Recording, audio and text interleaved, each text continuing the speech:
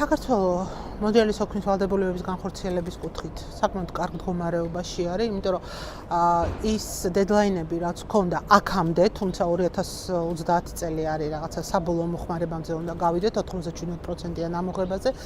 მანამდე ყველა დედლაინზე აბსოლუტურად ყველა ვალდებულება, რაც იყო აღებული, ნელ-ნელა ამოღებულია მოხმარებიდან.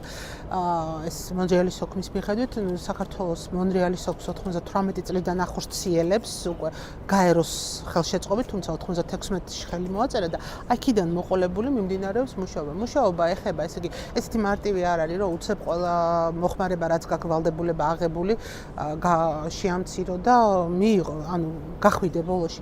აქ არის ურთიერთდაკავშირებული ძალიან ბევრი მიმართულება. შესაბამისი საკანონმდებლო მუშაობა, შესაბამისი უნარების გაძლიერება, შესაბამისი აღჭურვილობა, ანუ სისტემა უნდა იყოს, ანუ ამ სფეროში დასაქმებული ხალხი უნდა იყოს აუცილებლად სათანადო იარაღი აღჭურვილობებით აღჭურვილი, აუცილებლად ტრენინგები უნდა ჰქონდეთ გავლილი და რაც ასევე, ძალიან მნიშვნელოვანი არის და რაცაც 2025 წლიდან ხორციელდება, მხოლოდ სერტიფიცირებულ პირს სამაცივრო სექტორში, ჰაერის კონდიცირების სფეროში, მხოლოდ სერტიფიცირებულ პირს შეუძლია მომსახურების გაწევა და აი ამაზე ძალიან დიდი ენერგია დაიხარჯა, შესაბამისი საკანონმდებლო ცვლილება, შესაბამისი სერტიფიცირებული სპეციალისტების მომზადება, თუმცა ახლა კიდე შემდეგი ნაბიჯებია გადასადგმელი. მიმართულება არის ის, რომ აღსრულება აუცილებელი, აღსრულების გარეშე ვერ გამოდის საქმე.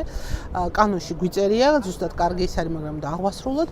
თუმცა ეს ყოფილი აღსრულება უნდა მოხდეს ისე, რომ ბიზნეს, სოციალურ-ეკონომიკური მდგომარეობა არ დაზარალდეს. შესაბამისად, როდესაც ახალ კანონს ვიღებთ ხოლმე, რა კეთდება, ეს იდება პერიოდი, ანუ კანონის ძალით გეუბნება, რომ აი ეს რეგულაცია შევა ძალაში, თქვათ 1 წელიწადში, 6 თვეში, ანუ ბაზარს ვაძლევთ მომზადების საშუალებას, თუმცა როდესაც რაღაც საკანონმდებლო ცვლილებაზე მიდის მუშაობა, კერძო სექტორიც ჩართული არის ამ კანონმდებლობის მომზადებაში. შეიძლება ყველა რეგულაცია მათთვის კარგი არ არის, მაგრამ რაღაცა გარკვეული დათმობები ყველა შეხვედრის ერთმანეთის შესახვედრად უნდა წავიდეთ და ანუ ამ პირობაში როგორი სიტუაცია არის, აი წელს დაიწყო ძალიან აქტიური აღსრულება. ანუ აი დიდი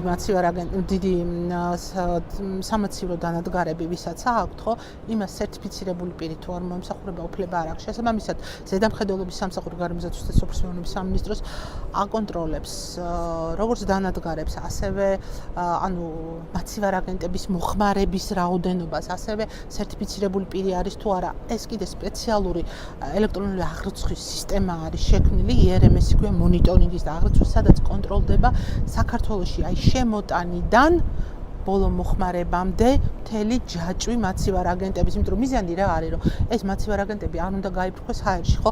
მე თუ სიტყვაზე სადღაც ჯაჭვი დარღვეული მაქვს, ამას ყველაფერს აზრი არ აქვს. შესაბამისად, ეს მიმდინარეობს, რამდენად გამართულად მუშაობს დანადგარი, სადმე ჟონავს თუ არა. აი და საკმაოდ მაღალი ჯარიმებიც არის.